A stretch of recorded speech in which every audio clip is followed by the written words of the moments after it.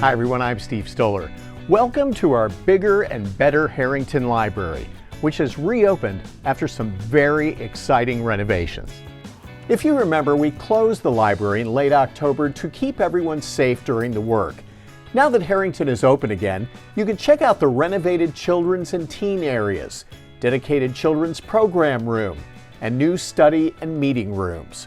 We're planning a grand celebration for late spring or early summer once all the new furniture is installed. You made all these incredible improvements possible. The $5 million project was funded by a bond referendum approved by voters in 2017. We'll see you soon for another Stoller on the Street.